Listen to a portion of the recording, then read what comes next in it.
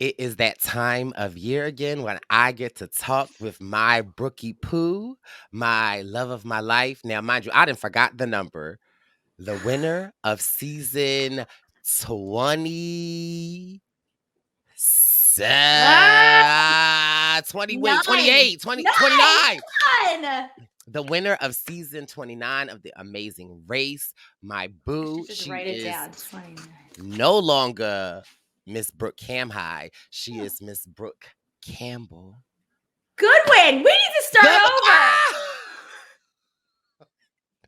Wait, why do I Who's have Campbell?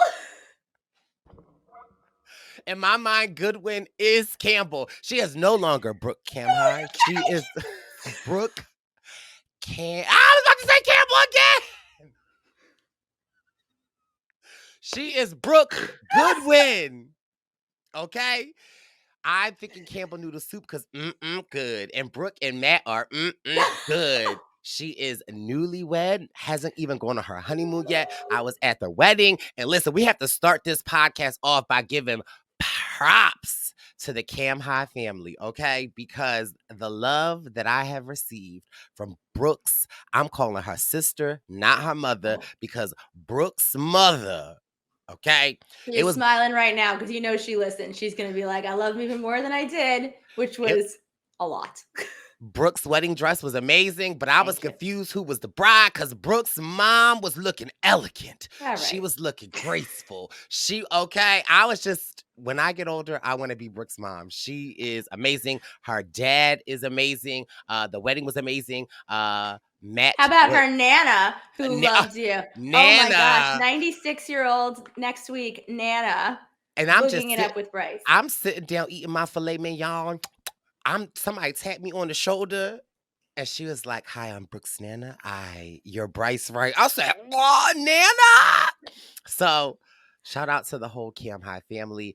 Brooke's wedding was amazing. But anyway, Brooke Goodwin, welcome back to the podcast. Nobody calls me that. It's so weird to hear it because I still say Cam High because I've just been Cam High forever. But maybe I should get used to it. Okay, Cam High Goodwin. It should be Brooke, Cam High, Campbell, right. Goodwin. There you go. We just added a name of someone I don't know, but I like it. It's good. Welcome back. We are booked. How does it feel to be married? Same, I think. Okay. I don't know. No, it's good. It's really good. We're going on the honeymoon next week. I will be podcasting with you from the islands of Fiji, I believe, next week. It's going to be awesome. Yeah, good. So far, so good. We're still married. I love it. Okay, my last take of the wedding. So, while first of all, God held out the rain, okay, so that Brooke could walk down the aisle. Now, mind you, Brooke is going to Brooke no matter where, what, or who she is. So, I was with my best friend Dara at the wedding. We were sitting in back of Eliza, Brian, and Josh. Shout out to them; they're so amazing. And like while the wedding's going on, and again, I'm so obsessed with just watching Brooke, and I seeing Brooke make eye contact with different people, like her little nieces and stuff. And my one friend, Dara, she was like, "She's not your friend. She ain't make no eye contact with you. You don't know her." Like, just joking around. And literally after my friend said that, now and mind you, I'm like 5 rows back. I see Brooke do. I was like, that was for me. That was for me. I looked straight at you. Absolutely. You're so smiley. You're drawn to people who are like sunshiny, and you were so sunshine. I was which in was awe. needed on the day that was like so close to pouring the entire time, but it held out, which was awesome. And thank you, Mother Nature, for that. So yes, yeah, it was great. Thank you so much for being there. I'm glad you had fun. We had our little reality TV table. London was there and Jelani was there. Shout out to London. Shout out to Jelani. Jelani. London will die that you just gave her a shout out. She was obsessed to meet you. Brooke, first of all, I love weddings, right? And I know we get into Amazing Race, don't worry. But yeah, totally. I love weddings. And so I just always love to be like a fly on the wall. And I love to like people watch. I was not ready for the love that was like coming my way at your wedding, Brooke. Like, I honestly was taken aback by like London coming up to me. And I'm like, wait. And she was like, I'm London. And I know London. I remember the season, but I didn't make I was like, wait, London. My season. It was Crazy, right? Like I wasn't ready, so I receive it. So listen, Well, you shout should out be to ready all the London. time. It's Yes, all and positive. shout out to Jelani because Jelani going to Jelani because Jelani was Jelaniing when you was walking down the aisle. So I was No, he was a like, party animal. It was great. It was great. All things great. London got married last weekend. I was in LA for that. She looked gorgeous. It was amazing. So, yay, London. Okay. okay, now amazing race, amazing race. So Yes, we're it's like, back. dare I say, Brooke, again, this is what our fourth, maybe fifth. I think it's 5. This is our fifth. Maybe 4. And starting into Maybe this, 4. Whatever. I was watching Amazing Race because it was like Brooke wanted to do it. And I'm like, anytime that I can get to like have with you, let's do it. But when I say my excitement for this season,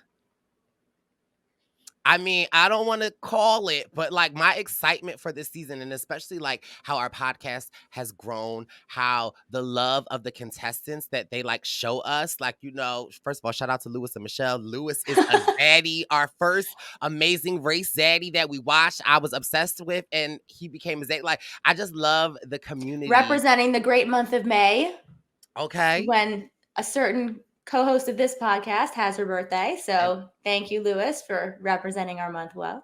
So it's like I'm excited. We just don't know where the possibilities of our Amazing Race podcast could go. So I'm excited. Okay, sorry. And I love this cast. I am so positive this week. I loved the episode. It felt like old school Amazing Race. It was back to basics. It was, oh my God, it's all sunshine and fantastic. It was, I mean, with very little exception. There's a little something, Well, but we it know was Brooke on so Brooke. good. It was so good. I can't wait to talk about all the teams and episode 1 of, I think, 13, if I'm correct. No non-eliminations and 13 teams that started, which is something very, very new and exciting. So I can't wait. So my friend Sarah that listens to the podcast, and again, she only listens to the podcast because she didn't watch the show, but she was like, I love Brooke and I love Brooke's take on it.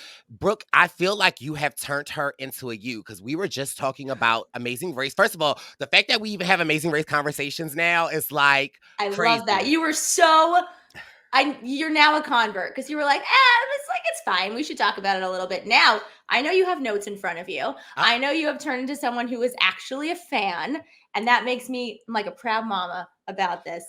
So my friend Sarah was like, so Phil said that they're non-elimination rounds. And I was like, yeah, but she was like, but I know that episode that's going to be the double legger is going to be an elimination round. So it's not, I was like, girl, you sound like Brooke. So, okay, that's it. Yay, Sarah. I like it. She's right. All right. Give us the rundown on the cast, Brooke. Okay. Okay, so we'll do it quickly because there's a lot of cast members and a lot of episode because every episode this season is 90 minutes, which is awesome. They're giving the Amazing Race some of the love that I personally feel it has deserved the entire run. And I feel like sometimes it doesn't get that. It gets the odd time slot. It gets a little bit of shunned. And now I feel like it's shining back to back with Survivor. I think it's so great. So, okay, cast. First up, we have Jocelyn and Victor, husband and wife. They're in their late 40s. I love them. They're from Albuquerque, New Mexico. They live together. They work together. They co-own a grocery store. They've watched since season 1, so I'm a fan of the fan. And their kids encourage them to try out for the race. And there's a little something that Jocelyn and Victor did that makes me feel like Jocelyn and Victor are going to go very, very far. Now, I don't know. I like to not know. I like to not know how it's going to turn out. But if you notice, I was going to say it later, but if you notice, Jocelyn and Victor are carrying around one backpack, which is a varsity move and something I would have done had I known my partner, but that is very, very smart. So they have to carry less. They're lighter. They're faster because he says, we're not the fastest. We're not the strongest, which is basically my mantra. But they are so far looking like the smartest with a little exception later. I love Jocelyn and Victor because it's like Jocelyn, you first of all, you could tell who runs that shit, Oh, right? You could, and I love that, and I love how like Victor kind of sort of like they know their roles, like right. I feel like they're not traditional like husband wife roles, and like first of all, who says what's a traditional husband and wife role? But I am exactly. already a huge fan of Jocelyn and Victor, but I also think that Jocelyn just might be my girl, so I'm excited for them. Who else? They're awesome. Okay, we have let's see. Liam and Uremi, if I'm saying correct, I hope I am. They are brothers. They are veterans. We have the Navy. We have the Marines represented. They are young. They are strong. They are very, very smiley and like loving and touchy feely. And Yes. okay, Let me be a brother. there you go. I figured this is the team you were gonna like. I like them. Potential amazing race saddies. I don't know. I mean, they seem very in touch with their emotions. They became close in the last few years. The Amazing Race did a great thing this. I think they're going to do it all season. I feel like we're going to get to know the contestants a little bit better because they have longer episodes. And we learned a little bit about their childhood and growing up, and they were children divorced and they had to lean on each other and they're getting close now. They warmed my heart. I like them a lot. I think that they're going to do well just from a physical standpoint. I don't know how much of a fan of the race they are or how much knowledge they have on the race, but maybe that's just because the show didn't tell me yet. They may be huge super fans and that may come out later, but so far, young, fit, good teamwork, I think, and I think they're going to do well. Now, I'm rooting for the next team. I'm rooting for the next team. Who do you think will have next? Just name the team. Name the team. The Philly Johns. Andrea. Oh, and I want to say Melania, but I think it's Milena and Andrea. Obsessed from Philadelphia. They want to win, but they want to face their fears. They want to persevere through challenges. They want to create a deeper bond. They want to let their spirit shine. Like normally let my spirit shine is something that would make me vomit, but no, I love these two so much. They're mid 40s. They are sassy. They are hilarious. I think it's Andrea that I think might be the funniest person. Yeah. I'm not sure which. I think it's Andrea. It's Andrea, yeah. They seem so no nonsense. She's hilarious talking about how she doesn't even give her son a break, her 8-year-old son a break. They're great. I don't know how long they'll be in it, but I hope they're in it for a long time because they are going to be a joy to watch. I love them. It was funny because I didn't even realize they had like Philly John on their shirt. As I was watching the episode, I'm like, why do I feel like I can relate to like how they're talking? Like it seems very familiar. And of course, my friend Sarah was like, you ain't see that shirt, they from Philly. And I like Sarah is on it. Yeah, Sarah don't play. Sarah, she might have to come up here one episode because she is like on it. But I love their go get 'em attitude. I love the fact that they are not playing. I think it might have been one of the brothers or the best friends, like kind of ran into their car and like, and Andrew's like, that's our car. I was like, okay, that's my girl right there. That's my girl right there. Woo! Yeah, they're no nonsense. I like them. Okay, then we have Joe and Ian. They're engaged. They're from New York City. They're apparently total opposites. One is not good at communication. One freaks out. One is spontaneous. One is a planner. They said something. They want to have fun because they've seen how things can fall apart when stress takes over on the race. I wonder whose season they're talking about. I felt like I was personally being spoken to, which I like. Joe seems like a little bit of a stress ball. I may have them reversed. I don't think I do. Yeah. Anyway, I think that they are going to be very entertaining to watch. I think that they may come to blows at some point, but who doesn't? If you don't, then are you really racing that hard? I don't know. And I think that they are going to do well as long as they can communicate well together. Yeah, I was dying at the part where he was like, well, I'm not sure which way to go. And I don't know if it was Joe or Ian, but one of them was like, well, you have the map. And he was like, well, I don't know. So it's a us thing now. So I like their dynamic. I think that I think their key is in the ignition and the car hasn't started yet. But I feel like once the baby boys' cars start, they're going to be like sailing. So I'm so excited to see them. I actually really like that moment too, because you can tell that they had a conversation beforehand being like, look, if I don't know, we need to discuss. Right. Because the language that he used, he's like, well, I don't know. So now it's us conversation. Right. And And that caused them to actually have a real conversation. It wasn't like, well, you have the map, well, you do that. I think that they're going to be good as long as they continue to make it an us thing as opposed to start blaming.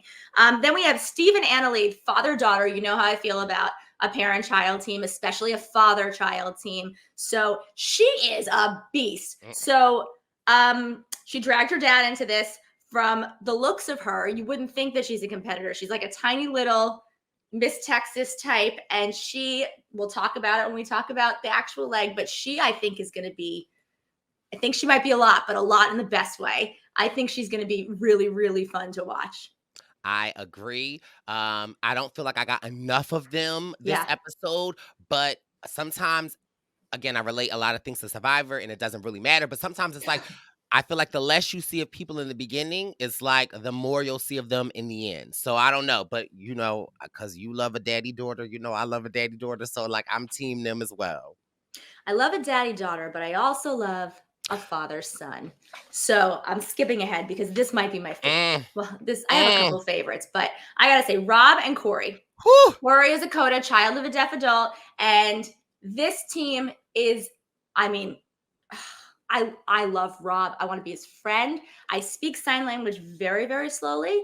And so does another team, which I thought was pretty cool. They're going to be able to communicate with each other. We'll get there. So father-child teams are my favorite. This one, I think I hope they go all the way. I just feel like I want to watch this dynamic. I'm so entertained. I'm so rooting for them. I just think their dynamic is great. They have great communication. They've gone on road trips together. They know how to communicate through the mirror. Like you don't need to be yelling at each other to do well in the race, which is something that had I known that would have been good to know before I did it. But I think this is great. Plus, if other teams ask them for help, he can just right. I love the fact that Rob could be shady and so I love it. I love Corey. I love Corey's I just get a sense of that Corey is like grounded. I feel like he almost reminds me of like a Xander from Survivor, but I love that about Corey. I mean, again, another zaddy potential if you ask me. But I also love Rob. Like I love Rob's. You can tell.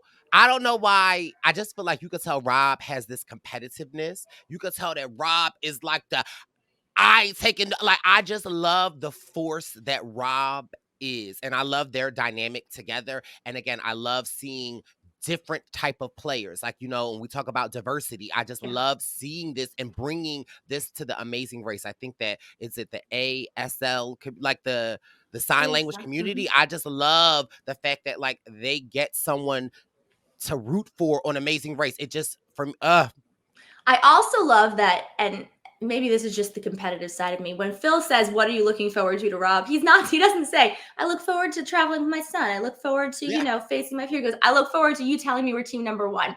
That is right. His head is in the game. I think they are going to do fantastically well.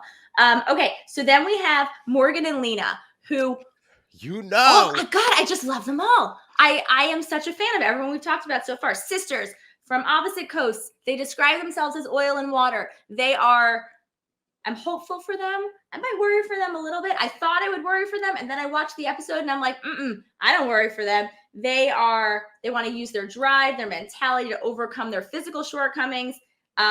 Their first line of the episode, the first thing you hear from them is, "We will absolutely be fighting." Okay. Like, sure. You know who you are. Own who you are. And I was very entertained by them the very first episode. And if they remain this entertaining and this forceful, like this much of a force, I think that they might do really, really well. I think my favorite pair in the 4 seasons that we have watched is always the sisters, right? Like there's something about that dynamic of the sisters where it's like you can fight, we can come together, we can they remind me of Lulu and Lala. Like I just love the sisters. So I'm here for them. And they're beasts, right? I was shocked this episode because I was like, ain't no way they're gonna do that. They did something I couldn't do. I give them credit. Like Morgan was like, "Put it in your mouth, hurry!" So I was we'll get there, but I have a little problem. That's fine. Okay, we have Ashley and Todd, high school sweethearts, got married, almost got divorced, decided to stick it out. They will do anything to win. Todd's a little bit nuts. I think he's a little bit nuts in a really, really good way.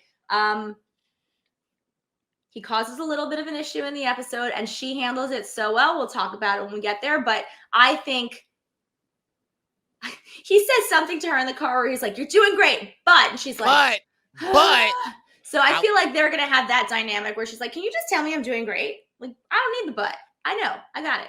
I love Todd and Ashley. They like reminded me of like my friendship with Wendell, and I was like, if me and Wendell were ever to play the Amazing Race, I just feel like our dynamic would be like Todd and Ashley because I love Ashley's little zest, and I love Todd. I feel like Todd can't help but to be like the dad, and like right. so it's like okay, I got my eye and my ears on y'all. And since you've been together for so long, I mean, they're in their late 30s, and so probably 20 years they've been together, and you can sort of tell that this is just what it's been. Like Right. this is who they are, and they know it, and they accept it, and they've decided to accept it, and I love it. Okay, we have Robin and Chelsea. They are friends. So okay, I feel like The Amazing Race did a really good job here because I did not want to like them. Apparently, Robin was Chelsea's like middle school bully. I don't like bullies. I don't feel good about bullies. But then later in the episode, you learn a little bit more about Robin, and yeah. When I tell you crying, when I tell you like I was just like like I love this story, and I feel like we didn't get to see a lot of them during the episode, which for me was like winner alert, go far alert. But I love Robin and Chelsea, and especially like Robin and her like story honestly just truly touched my heart. So it's like I can't say anything bad. Like I am excited to see what they do. No, I think this is a testament to the 90-minute episodes because if all I knew was that one bullied the other when they were younger, I'd be like, okay, great. That's just going to be the dynamic of them on the race. But to see and hear what Robin went through from losing her husband to gaining the weight, to losing the weight, to being there for her kids because she made that decision. It really, really, in one episode, did a full character arc on someone. And I hope they do really, really well. I hope that like the bond they've had for so long drives them through, and we'll see. I'm hopeful. I wasn't before I saw the episode. I didn't feel anything really, and then it made me feel in episode 1. So that's good. Yeah. We have Greg and John, who I think are gonna. I'm a fan. So Greg and John are brothers. I think one's from New York, one's from California. They're young, they're fit, they're smart. They're a little bit cocky, I think, but I like it. I feel like they're going to deserve it. I feel like they're going to do well. What do you think about them? I love them, and I think they're going to go far. I love the fact that I think it's the older brother might be Greg, where he's like with his younger brother John.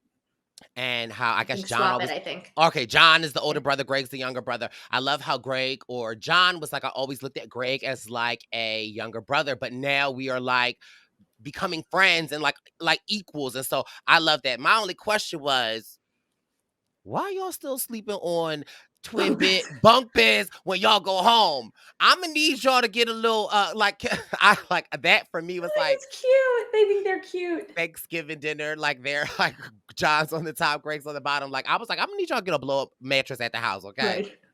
But I love them. I think that they're smart too. I think you're going to see in the episode that they are smart, and I think that's going to take them a long way. So fit and smart. I personally sometimes feel that teams in their 20s and teams above like their 50s might be at a little bit of a disadvantage for different reasons.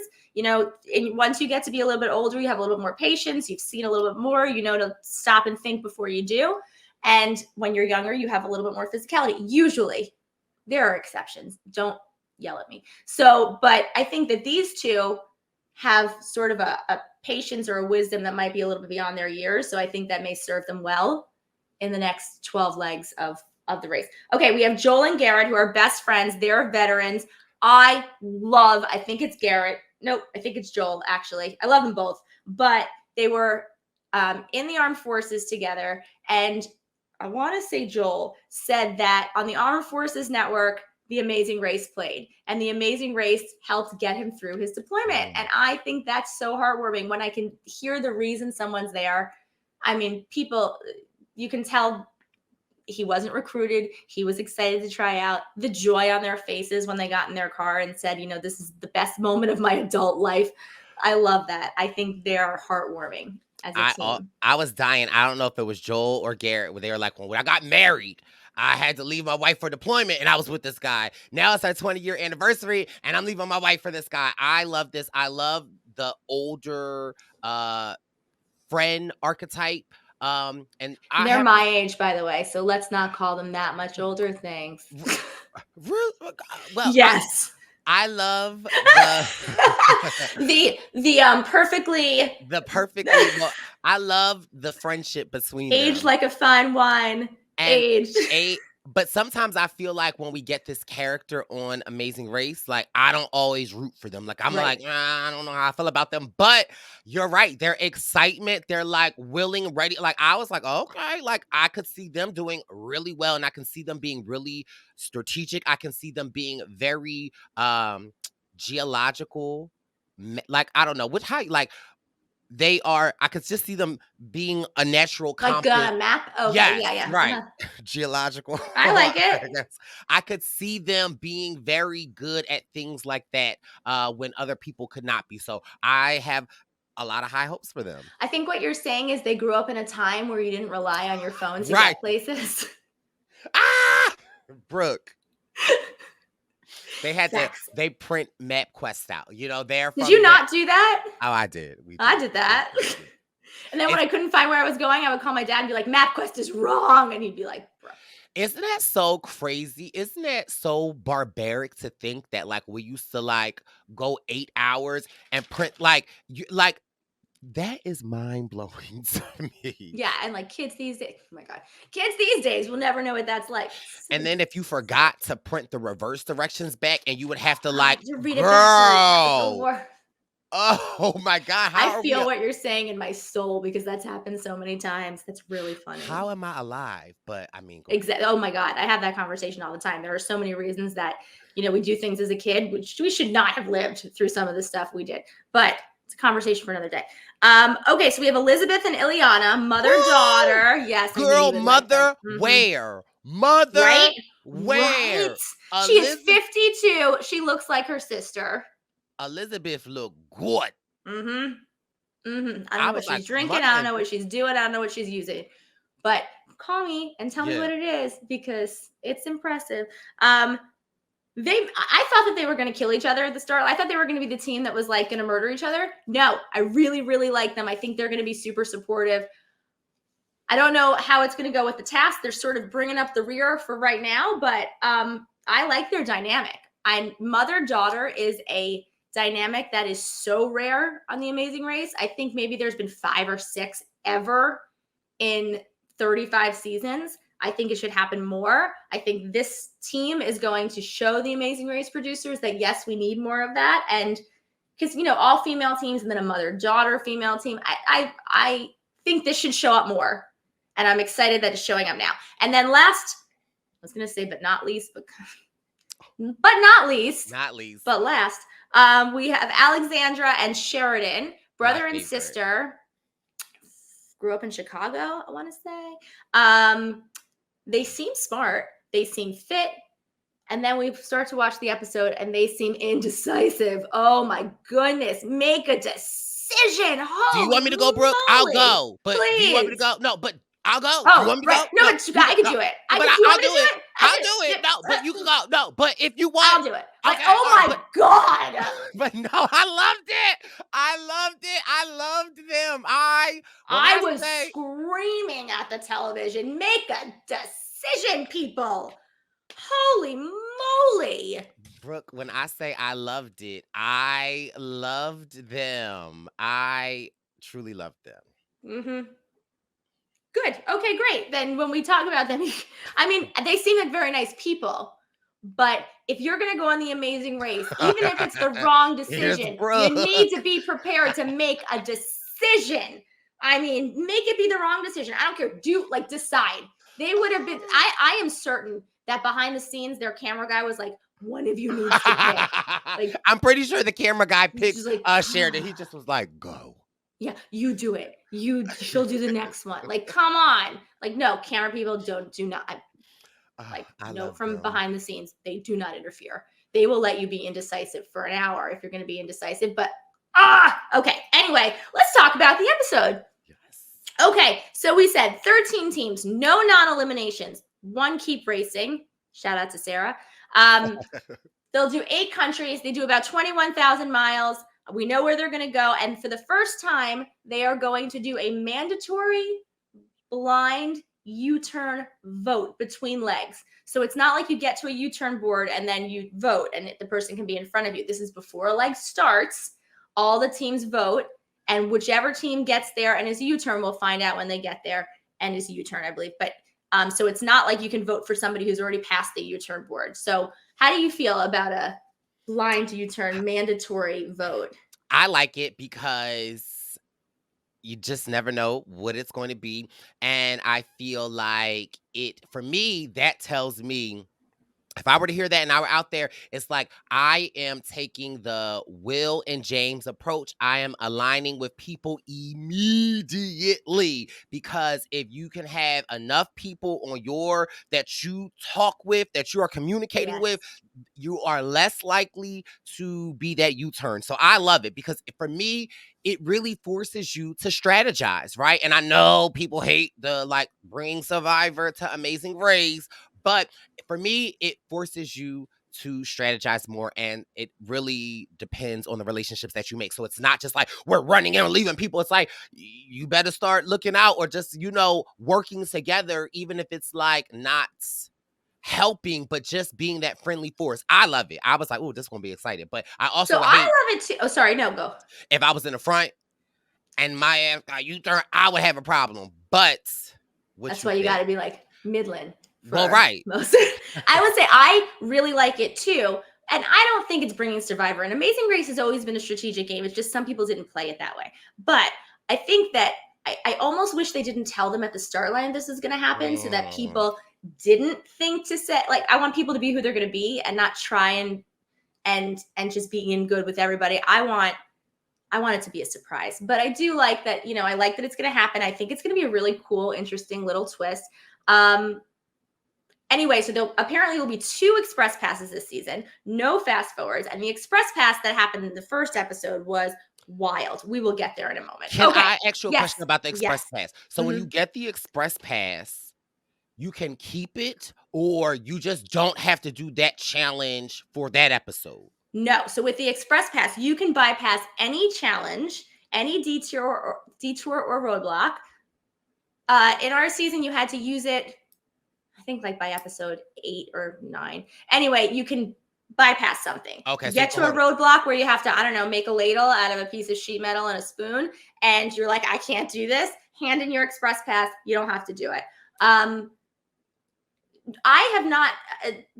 On our season, the express pass was hidden in somebody's luggage at the first episode. We had to go find luggage at a luggage store, and then you had to go to the airport. One piece of luggage had an express pass in it, so you didn't have to do a task for it. This time you had to do a task for it, and they'll get to keep it. I don't know what it said as far as if you can keep it to leg number X, and they don't have to use it. They could give it away. They could do whatever they want with it. There have been teams that have given it to somebody else in the past, a team that they're working with that couldn't handle a task. And now they have it to use for whatever they want, it is so valuable, because if there is a task that is outside both of the partners' wheelhouses, or a roadblock that the wrong person decides they're going to do that's going to knock you out, that express pass is like gold. I agree. And I think there will be 2. What's your thoughts on the charters being back? I am so happy they're back on regular airplanes. I love that the Amazing Race kept going during the pandemic. I would rather have a chartered plane Amazing Race than no Amazing Race at all. But it's back to what I think it should be. I think this is so exciting. The one thing that's interesting to me is this season filmed after the season before, which we haven't seen yet. So this was technically the 36th season to film. 35, the poor people on 35 still use the charter, and 35 is now going to be seen at a later date. Well, 36 hopefully now. Right, it will be 36 now, or hopefully, which is hard, because I can only imagine what the winners of original 35 are feeling, because they're going, well, maybe we need to never get paid. So the reasoning behind it was this season is going to be a 90-minute episode. The other seasons are already edited as 60-minute episodes, and so this was just an easier thing for them to do. I am so thrilled that they are back in airports. I think that adds such a fun layer of competition and such a cool dynamic. And some of the best moments we had were in travel agencies and at airports. And that airport drama is so fantastic that it makes me smile. This is old school, fantastic, amazing race. Right? You like it better, right? It's not an equalizer at the end of every right. leg. I also was noticing when they were getting on the charts, I'm like, not a middle seat. Oh my God. 14 hours. But mind you, when I went to but I'll tell you that story when we get there. But okay. So the race starts at the Hollywood sign. Teams all talk about themselves. Phil says his signature, "The world is waiting. Good luck. Travel safe." I get the chills. I start to cry. You know how I do. It brings me back. And he yells, "Go." I'm tearing up. And they all race to their cars to go to the Biltmore Hotel, which is a staple in LA. Jocelyn and Victor pick up their one backpack. Love it. Check for them. Geniuses. I'm rooting for them. And they all go to get to the hotel. 4 teams find a poor man walking his dog and decide to accost him for directions to the hotel. And this is where I think I first see that Alexandra and Sheridan are going to be. So 4 teams find this guy. This poor dog is like just trying to pee. And he pulls up on his map where they're going. 3 of the teams see where they're going and they're out. Alexandra and Sheridan are like, "Can I just see the map one more time?" Let's pull the map up real quick. Even if you don't exactly know where you're going at that point, don't let the other 3 teams disappear. Follow them. You're all going to the same place. Well, that is true. But, I mean, listen, sometimes you got to see the map to know where you are, know where you at. Sometimes, so I ain't mad, Alexandria. Sometimes you need to see, okay?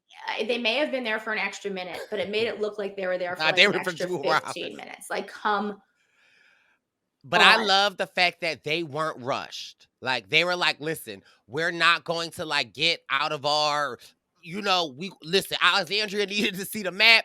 Shout out to that good man with his dog for letting my girl see the map."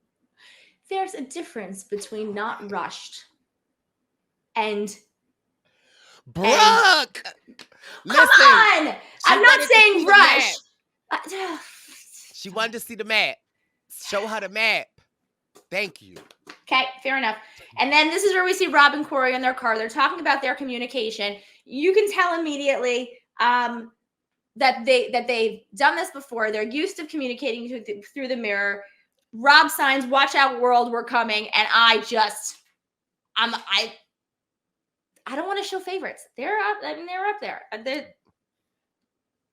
They are. I don't want to show favorites, but I can't help myself because I just think that they're going to be so good.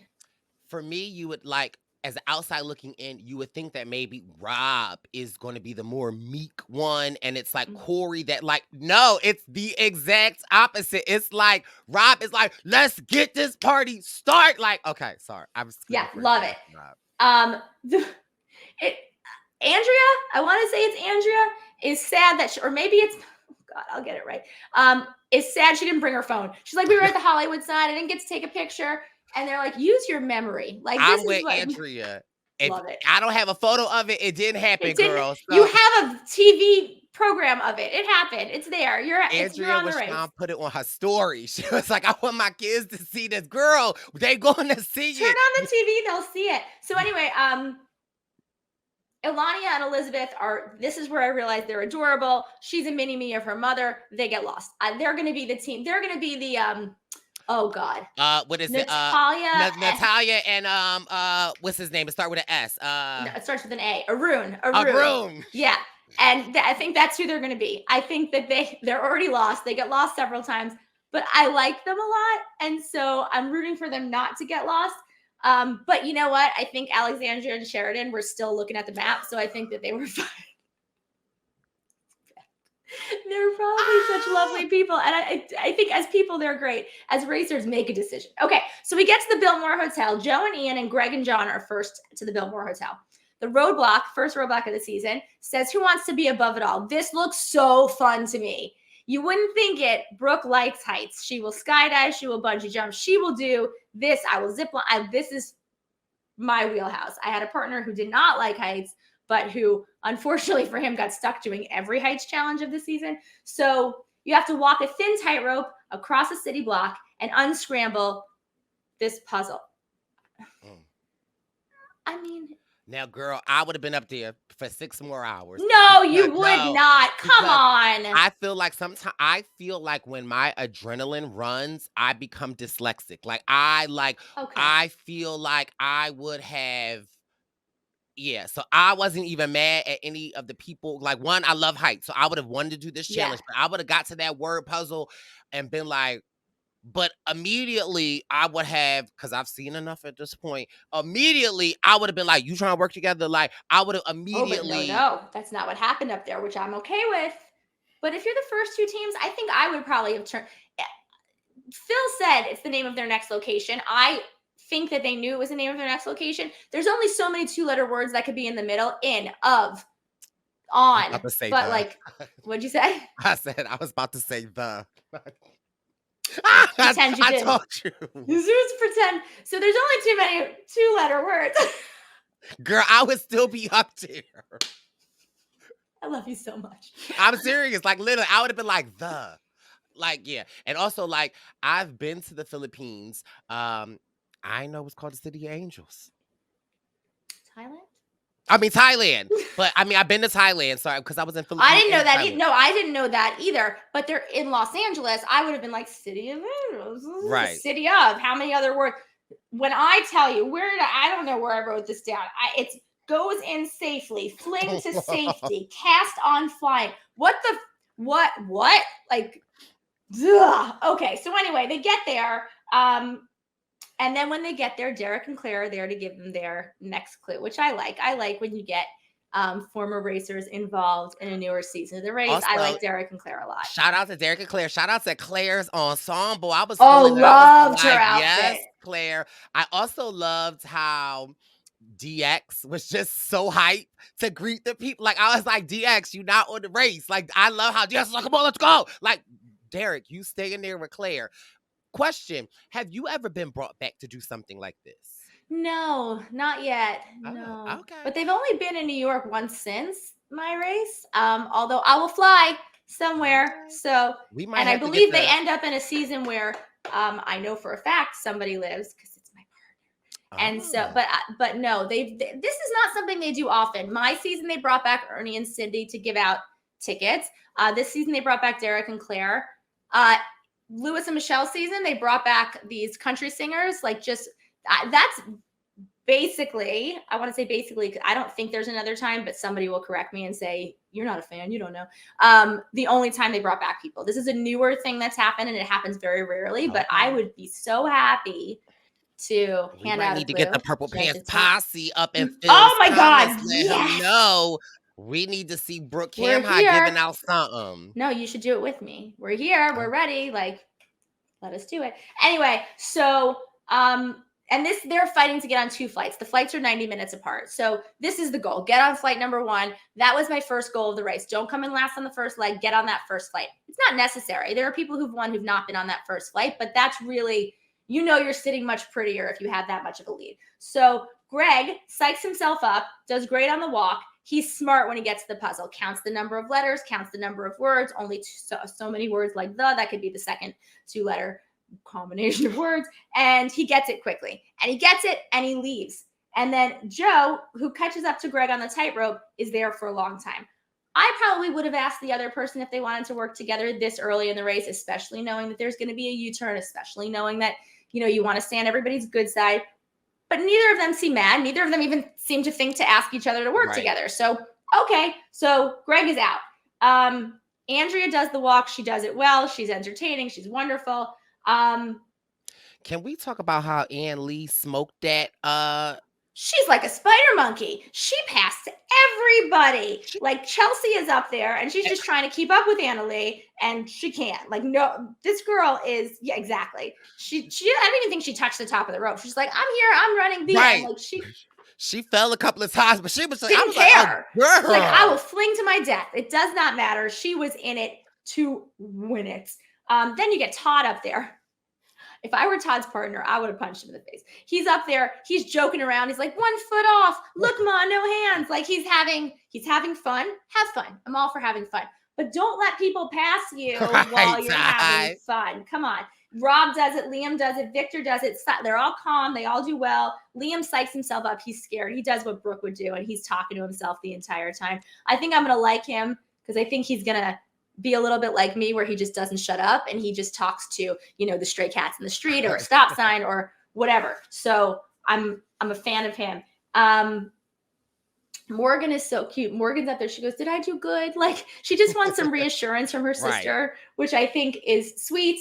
And then you get Sheridan and Alexandra, who are like, can't decide who's going to go up there. They're not even last, though. They've beat out Elizabeth and Ileana, who have gotten lost. But Ileana gets there, and ultimately you have 11 teams that are up there at the same time, all trying to figure out this phrase. How? Come on, Pete. Okay, so anyway, Joe decides they should all help each other. They all agree, but Rob is up there, and Rob has figured it out. Rob. Now, in all fairness, Rob probably has no idea that the other ones have decided to work together. Rob has a translator with him at places on the race. I don't believe the translator is in the car with them or traveling with them like that. But at tasks, which you can see when he goes to sign the answer, has a translator with him so that he can communicate with judges and other people. Yeah. Have you ever seen that meme where it's like Homer Simpson when he backs up and then he just goes into the bushes? Yes, in the bushes. That was Rob. That was great. Rob. You could see in Rob's eyes where he got it. You could just see he was like ANGELS and just whoop back, and he was gone, and it was so amazing, and I love that. And nobody, somebody saw him walk off and they were like, okay. I think that he is going to be so underestimated, and I think that is the biggest mistake that people will make on this race. He is smart, and he is competitive. I'm a fan. So anyway, kudos. Can I don't want to jump ahead, but I don't want to forget because I'm so excited. Rob, right? Or Todd. That move that he did when everyone I said, okay, well, let's talk about it. Yeah, let's talk about that move that he did. So everyone, they decided to work. Well, was this before they decided to work together? Because everyone was in line. But no, I think they all decided to work together. And then Victor gets it. Victor's talking to Joel, I want to say, and he gets it. And they look at it and they go, City of Angels. And Victor goes, Bangkok? He just knew what that was, which is great. That's why I love Jocelyn and Victor, because Victor's going to come in at these moments. Yeah, except here's my issue with Victor. What? Dude, there are the only other 11 teams. There's nobody else out there racing. See, Victor is that's why I love, now we know if Jocelyn was up there and got it, she would have told them. She would have Homer Simpsoned her way out of there and been like, I'm out of Victor. I love you two. I think your team is great. I'm a huge, huge supporter of the teams who are a little bit older, and I think you two are spunky and wonderful. Don't tell everybody else the answer. Come on. But then he tells Joel the answer, and Joel's like, is that right? Victor is gone, Joel. He didn't come back, so clearly the answer was right. What do you just go? And he ends up being the last person there because he just decides not even to try that answer, which I don't understand. Yeah. So what you were saying is Todd gets the answer, I believe, from Victor, checks it out. It's like, ooh, okay, it's not, goes in safely or cast on flying. Sticks in the line. Mm-hmm. And he goes, I know it. If I can go first, I'll tell you all the answer. But I like that, Todd. But see, here's the thing though, right? This is what I thought in that moment, because no one else thought of that. And of course, I'm sure after he went, they're like, damn it. That makes me nervous for the U-turn, because I'm like, does that put a target on Todd's back, or will people look at it like he helped them? I think I would personally probably see it as he helped us. Or they could say he's playing strong, he's playing hard. You know what I mean? I like his innovative things. I feel like Todd is like that dad. If you go to an amusement park, I feel like he would tell his son to I feel like he would pick his son up and be like, he broke his leg. Can we get to the front of the line? I feel like he'd be that dad. So I would be okay with that. Listen, pick me up. Exactly. Lady with a baby coming through. Right. And Ashley would be like, what are you doing? I don't know. I think she would be like, yeah, he's emergency. Yeah, no, I like that. So anyway, we get mad after Victor tells, but he's out of there third. Joe gets out of there fourth. Todd agrees to tell everyone as long as he's next in line. Although honestly, I'm not really sure. I know he's playing strategy wise, so he wants to be on everybody's good side, but nobody else had the answer. So just be next and get out of there. Like let two other people guess wrong, guess right, and leave.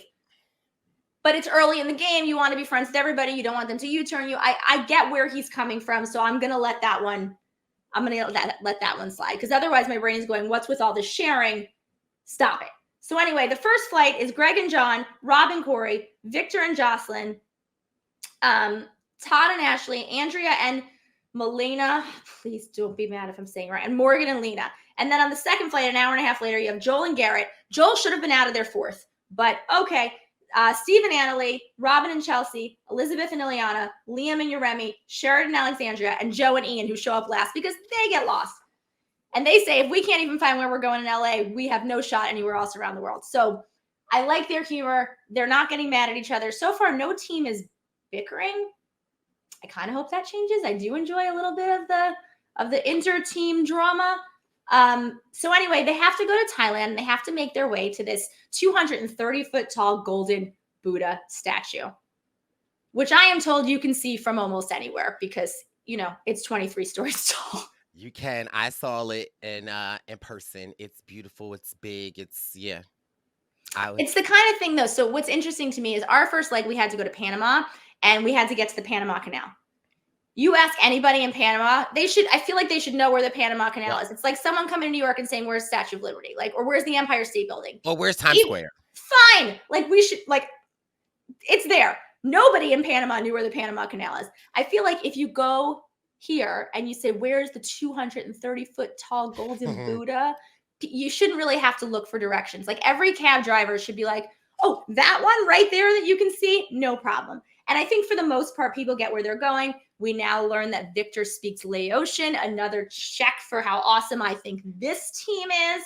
I think other teams I have heard a little bit that sometimes teams think it's an unfair advantage when someone speaks the local language. How is that? I think that's ridiculous. If you're knowledgeable, if you're worldly, that's why you should be on Amazing Race. Agreed. That's like saying, you know how to drive stick shift. No. These are things you should learn before you go on the race.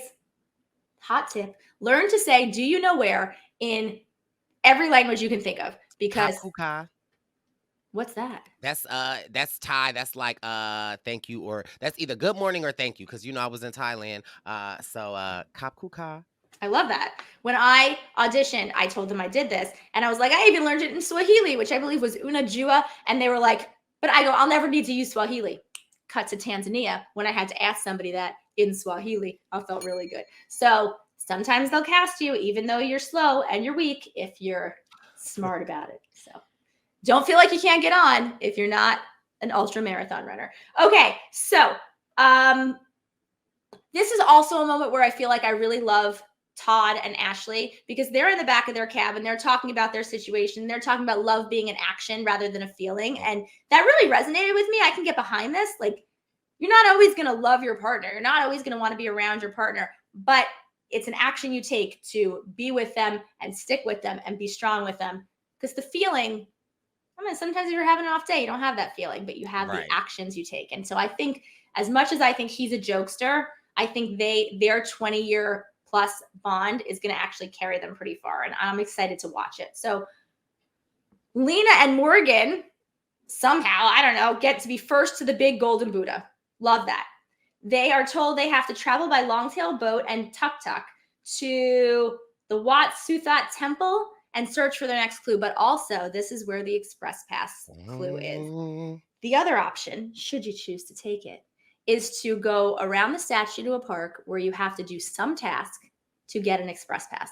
I don't know if they know they're first. No, I can't even look at it.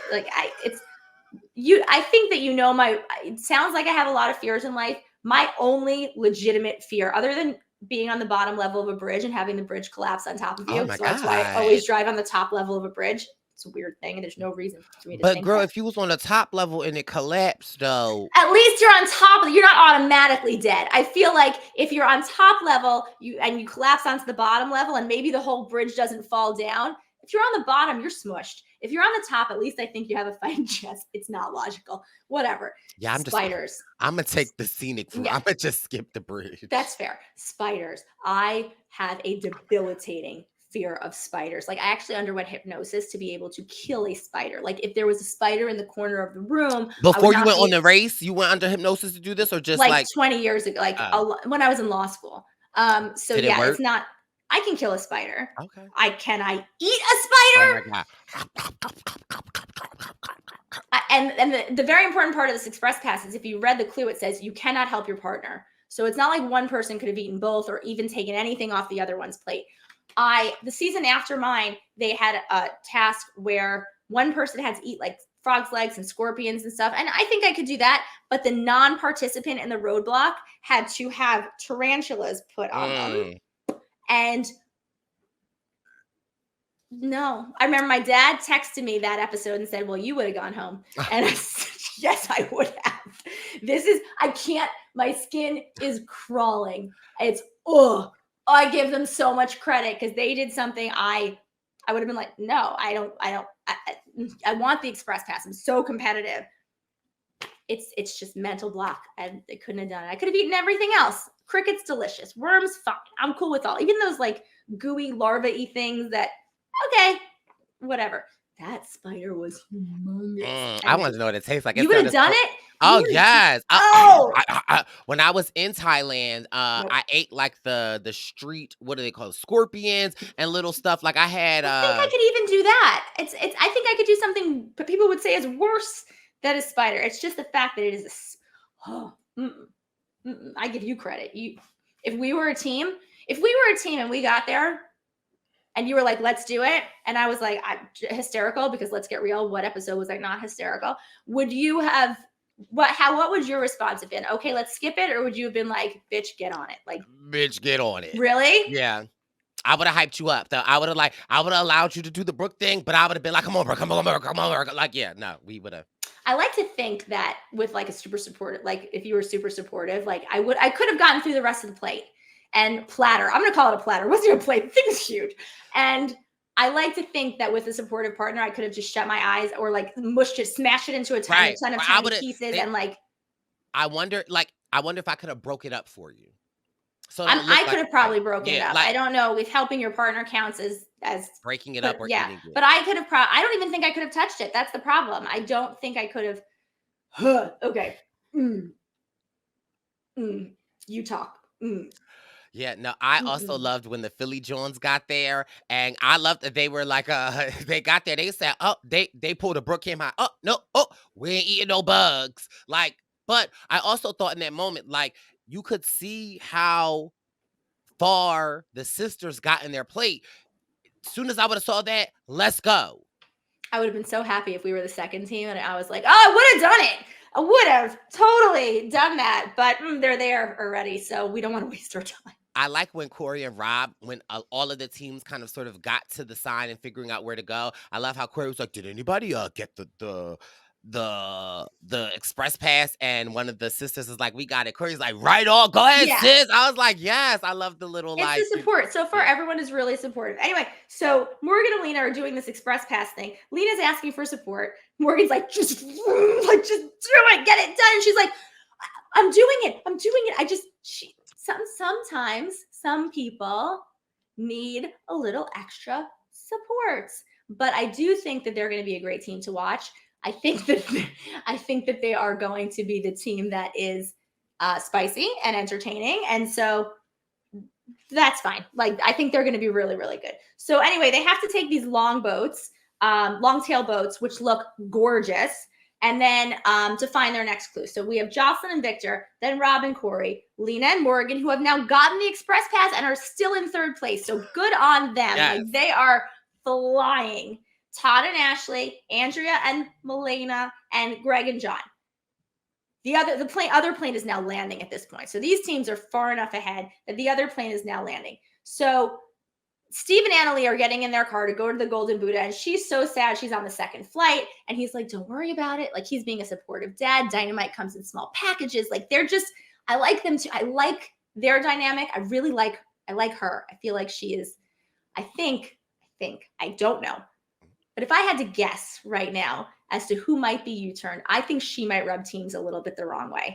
And so Oh, hot I take. don't know, but I think that she might be a little bit much for some people, but I actually really enjoy watching her. So we'll see what happens. Joel and Garrett, this is where Joel talks about the Amazing Race being on the Armed Forces Network, and you get to know a little bit more about them. I really, really love how in the taxi time we were learning more about the teams. And Liam and Yeremi, this is where you learn about their upbringing with their parents and how they are now supporting each other. And so the front 6 teams are in their tuk-tuks while the last 7 teams head to the long-tail boats. And this is another moment while I love Milena and Andrea. She's running around the streets of Thailand going, out of towners, out of towners. Like they're just so cute and so fun to watch. I really hope that they last a long time because I really think that they are just going to be a joy. And agreed. Yeah. So Victor and Jocelyn are the first to get to their next clue. This is the Detour. Detour 1, episode 1. You can sword play, which is that, or one called Spa Day. Now, you know. if you see something called Spa Day, and they have had this once before, and what's actually very interesting to me, which I'm just realizing in this moment, they had a task many years ago where there was a team called Luke and Margie, mother and son team. Luke was deaf. He's the other deaf contestant that the race has had. And they had a task where they had to get a very painful, I believe, foot massage in insert name of Asian country. I don't remember the name of the country. And if you told them to stop, you had to start over. It's interesting to me that there's probably no correlation whatsoever. Deaf contestant, the last time that they had a task like this, and this is what they're doing again this time. So you have to either learn 30 seconds of a sword routine, or you have to endure 30 minutes of a Thai massage. Have you ever had a Thai massage? I have had multiple Thai massages. I have had a couple. They are painful. They are. And for me, it's not the massage, it's the day after the massage. Oh, okay. That you are like, ugh. But no, when I was in Thailand after I got voted out of Survivor, now we went on our Survivor trip. That was the one highlight of my like 3-week journey traveling Thailand, was that I got probably massages like 3 times a day because they're like $5. Like, yeah, I would get a massage. You got Thai massages 3 times. You are a glutton for punishment. So I didn't get. So no, I tried the Thai massage because they had a whole menu of massages, and I was like, oh, I don't love this, but I did get it like throughout my course, like maybe like 5 times. But like I would just get regular. I would get a morning massage and a night massage every day. Okay, so one of the things that's on the honeymoon coming up is unlimited massages at the first resort. The first resort, which is, by the way, so close to Survivor Island that I'm really gonna try and get. Like one of my scuba trips it's called Survivor, is the dive site, and I'm like, maybe I just set foot on Survivor Island for a hot second, because that's the only way I would ever get on Survivor Island, is to know there was a fully loaded boat to take me off the island in about 30 seconds. Would never. So much credit to anyone who's ever done that show, because. So anyway, so I've had a Thai massage. I think in the first 3 minutes, I was like, could you just like less? Well, because you know me, I've had 3 back surgeries. I worry about like the excess pulling and, in directions that I'm actually going to get hurt, because I'm not a particularly large person. And these tiny women have the strength of 10 men. It is absurd. I don't think anyone watching, unless you've experienced a Thai massage, will understand what it probably actually felt like to the people who were getting it. Yeah. Hard. So what would you have done the massage? Well, you probably would have done the massage. I would have done the massage 1,000%. But this is my question to you. With the sword fighting, so we know that the Philly Johns, that's their name, I'm calling them, they do it. They practice with the sticks, and then they get to it, and they're like, and they're like, yeah, we're not going to get this. Let's go. However, with these dance routines and stuff like this, I always feel like after a couple times, they kind of sort of let you go, because I felt like Ian and Joel, because I rewinded, like they weren't getting all the steps. Like I felt like as long as you had your like the sword blade face in front and you kept your arm like this until like the part where you had to go like that, I feel like and again, you were in sync, but I was just like, I wish the Philly Jones would have stayed a little bit longer, and instead of like trying to go back and practice, because essentially, if you're the only team there, your practice can be the times that you're trying it. Like, right. That's So true. that was my thought I will process. say the only thing for that is apparently that piece of wood weighed almost nothing, and that sword weighed. Right. I mean, I was told like 20 pounds, but I can't imagine it's 20 pounds. Maybe it was. Like that is the more times you try something like that, it's exhausting. So I I would agree, say by if the it way. were a roadblock and I were by myself, I probably would have done the sword one because of the musical theater training and dance and coordination. I think I can do that. When you have a partner and your partner may not be as confident in that kind of stuff, then it's hard because you know a massage is going to be X amount of time as long as you don't stop them, Todd, and have them start over. And then the sword is as many times as it takes. I will say Joel and Ian nailed it. They did the They very did. smart thing where they're like, let's learn one move, let's learn that move over and over, then we move to the next move. It's 30 seconds. Like it's not that long. They were very smart about it. The Philly ladies, I don't blame them for switching. If you know you're not going to get it, if your arms are getting tired, if I don't blame you. And you're on the first flight and you know you have a lead and I'm okay with it. So anyway, you have to get through this entire time massage to get a clue, but only 5 people can go at a time. There were 6 teams on the first flight. So the Philly ladies who knew that Joe and Ian were at this task also could have known, okay, so we're going to get in. 30 minutes. Like this is going to take us more than 30 minutes. We're changing. I changed. The only detour we changed was on leg 1. And because you could see the detours from one another, we didn't have to travel between them. And so if you're in the lead and you know you're not going to get it, I don't blame them. I'm okay with it. So at this point, the second set of teams are getting to their tuk-tuks and catching up. And this is where you hear about Robin's backstory. And I start to love them. I'm into them.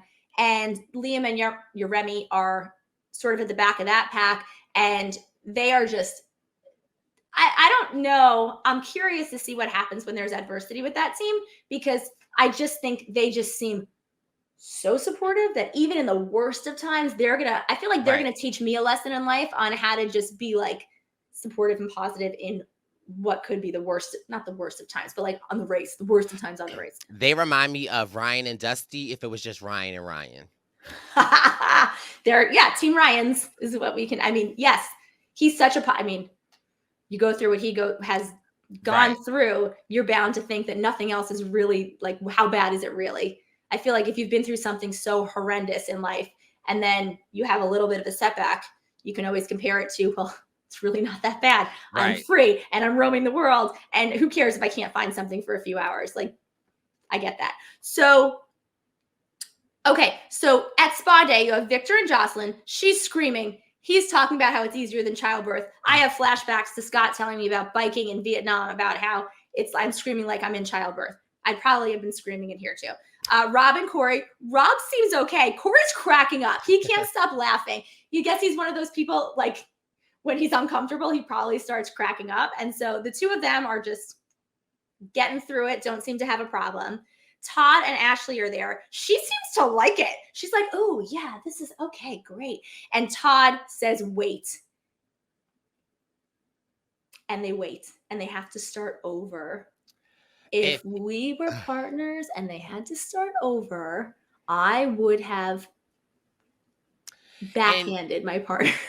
The thing about it is, it's like, I really feel like Todd, if he would have said like, Oh yeah, like, you know, just like, that. Use your words properly. Wait, stop, no, get those out. Make it curse. Who cares? Like, do whatever you need to do. But I don't even think he needed them to stop. It was just that's what came out of his mouth. Right. And she was so understanding. She was like, okay, we'll start over. I don't know how she's so understanding. I would not have been so understanding. They were halfway through. They wasted 15 minutes. And I actually thought when they were getting through it the second time and they were almost done and he started talking, I was like, keep your mouth shut, keep your mouth shut. You're going to say something stupid and they're going to start over again. But it didn't happen. Lena and Morgan are there. They're joking around that they hope the spider stays down because they're being bent in all sort of ridiculous contortions. Greg and John, no complaints. Steve and Annalee, no complaints. I think they're going to be one to watch. Joel and Garrett screaming. like the Dickens, but they do it. They don't stop. Robin and Chelsea and Liam and Uremi are all doing this one. They're talking about how it's like Nirvana, but it's painful Nirvana. And they're just, where I hope the drama comes out. Everyone is so positive. I have very little bad to say. And then you have Elizabeth and Ileana who get there, but there are no people left. And they have this conversation about, do we leave? Do we stay? Do we go? What do we do? But there's X amount of time until we're going to get in here. And this is a set 30 minutes. They do the exact right thing. They do exactly what I would say to do, which is stick it out. It's 30 minutes. You don't know what the other thing is going to entail. You don't know who's there. Better to do what you know than what you don't know and get there and have to be like, we can't do this. We have to go back, I think. Now, the only people that I was mad at. Oh, let me guess. That I wasn't mad at, but I was just like, of all the tasks that I would not want y'all to do from the performance that I have seen thus far, were my favorite people, Alexandria and I keep calling her Sheldon. But Sheridan, I'm like, now, like, because they're like, we've got sensitive backs. We can't do that. Now, here's the thing. Y'all didn't have to go back and forth about that. Like, y'all both knew y'all didn't want a massage. So I was like, okay, we're getting there. But after knowing what the task would be, I was like, oh, Lord, they ain't going to get that. They is not going. It's going to be a while. They couldn't even pick what wooden stick to practice with. Pick a stick. It is a stick. Like, I mean, bless their hearts. Yes. And yeah, while they were practicing, that's when Joel and Ian came up. And I love their method of like, let's not wait until they're done practicing. Let's jump in and learn what they're learning. And then that way, and then I'm like, not they didn't even learn the whole thing. And then they go before Alexandria and Sheridan. And Alexandria and Sheridan are like, are you ready to try it? Are you ready? She's like, I don't think so. You ready? I don't think so. Okay. And they have to go 9 times for Joe and Ian's 1. They have to go 9. But you know what? Let me say this. They stick it out. They don't get mad. They like, didn't freak out. Like, they didn't pull a Brooke. They were positive. They kept going. They didn't turn on each other. They seemed very supportive, and they did it. So you know what? For all of your indecisiveness, you at least have positive attitudes, and I can appreciate that. So thumbs up for that. Anyway, the next thing is you have to go to the pit stop, which is this temple, and it looks gorgeous, and I want to go to Thailand. So the first team to get there, 49-year-olds, Jocelyn and Victor, they're crying. They're so happy. They went a trip to Patagonia, Chile. Like, they're a team to watch. I'm loving it. But it makes me nervous. Oh, you know, I always feel like, well, not even the U-turn. I always feel like the team that wins first, right? They don't, like, I feel like it's the team that comes in, like, 3rd, 4th, or 5th are like our winners. So that's what I'm saying. It's like, I don't want to be the first one at the pit stop, but I love Jocelyn and Victor. Like, I was so happy for them. So I was like, yes. So I think they're great. I think they're going to be I think they give me Hung and Chi vibes from a couple seasons ago. I think they're like, and it's not an Asian thing. They just a very positive, came in first leg of the race, like just all very good things. Then you have Rob and Corey. Rob says he's already had so much fun. The best part, he gets to do it with his son. He's my early favorite. Well, we know Rob is just having a good time because he won. Like, Rob's like, yes, like, Rob's like, I mean, it's great Corey's here, but Rob's like, eat my dust. Right. And then Greg and John are 3rd. They're very happy. Morgan and Lena, who got the express pass, are 4th. So here's based on nothing other than anything. We came in 4th on the first leg, so I'm rooting for them. But I will say, hold on. So 5th are Todd and Ashley, 6th Steve and Annalie, 7 Joel and Garrett. Then you have Liam and Uremi, Joe and Ian, who did the other one, who were very far behind but did it quickly, come in 9th. Then you have Milena and Andrea come in 10th, Robin and Chelsea. And then the 2 teams at the back fighting it out are Elizabeth and Ileana, who freak out when they get to the mat, crying. They're like, they do the thing that people do where they're like, we know, we're last. There's no non-eliminations, blah, blah, blah. And Phil had the face on. Like, I love when Phil just stands there. He's I do too. He lets them do their freak out, and he's like, but you're still in it. And they just lose it. And I love that. They love that they're so happy. And then Alexandria and Sheridan get there, and you know, they do their thing where they're like, we know. And Phil's like, we figured, we knew. Did you know? I mean, we knew. No, I knew. We knew. Like, but I don't care. Like, I didn't want them to go, but I loved everything about them. And I even love when they were like, something we did together. We had fun. Like I just I was sad to see them go. I really loved their personalities. But again, I thought that they took it well. Oh And yeah. for me, it's like with them out of the race, it will be interesting to see like how things shake up because I feel like everyone but them are going to be more like they're decisive. They can make decisions. So And I'm sure some of them will make wrong decisions, and that's really fun to watch too. I will ask you, and then I will give you my reasoning. Who, based on nothing but episode 1 or whatever, do you think is maybe the final 3 and your winner pick? I'm gonna go Rob and Corey. I'm gonna go Greg and the brothers, John. Greg and Mhm. John. And I'm gonna go. Well, I have to support my Philly girls, so I'm gonna say my Philly girls. But I also want to say it is Steve and Ann. And then And Anna Lee, the yeah, father Anna daughter. Lee, yes. Mhm, mhm. But I'm gonna go my winner pick. I'm gonna go Rob and Corey. Oh, that would be so. I'm gonna, you know, my feeling. I'd say it every season. I look at the credits. We were 3rd in the credits, and I feel like 3rd in the credits always does really, really well. So of course, I checked the opening credits to see who was 3rd, based on nothing other than being 3rd in the credits. That was Greg and John. So I'm gonna put them as I'm gonna make them my winner pick based on nothing but the fact that they were 3rd in the credits. And I will also say I like Rob and Corey, and that's probably just my heart talking. So I'm gonna put them as the final 3. And you know what? Morgan and Lena. I Oh feel yeah, yeah. like there's nothing that they're not going to power through and be able to do. So I like to see a female team up there at the end. So rooting for the ladies. And so that's what I'm going to say is my final 3. And winner pick based on nothing but the credits. Not Rob. I'm sorry, Greg and John. Oh, That's the pick for today. That's what we got. This is Amazing Race Season 35, the Pit Stop with Brooke and Brice covering episode 1. We will be back next week to cover episode 2 while Brooke is doing the Amazing Race on her honeymoon. Well, next week I'm still here. So Okay. we'll definitely do 2 here. And next week they're still in Thailand. And I think we're going to get to see a whole lot more of the country. And I think we're going to get to learn a whole lot more about some of those teams that we didn't learn a lot about in episode 1. I think it's going to be so great to have a much more well-rounded knowledge of who they are rather than just where they're going. So I'm excited. Excited. Where can people follow you at, Brooke, if they want to see more of the Brooke Cam High? All the things. So Facebook is just my name. And then at the Real B Cam High on the Instagram and the Instagram. Yes. Well, listen, this has been your Pit Stop. Brooke and Brice. We'll be back next week. See you next time. Bye. Pit stop. It's a pit stop. Pit stop. It's a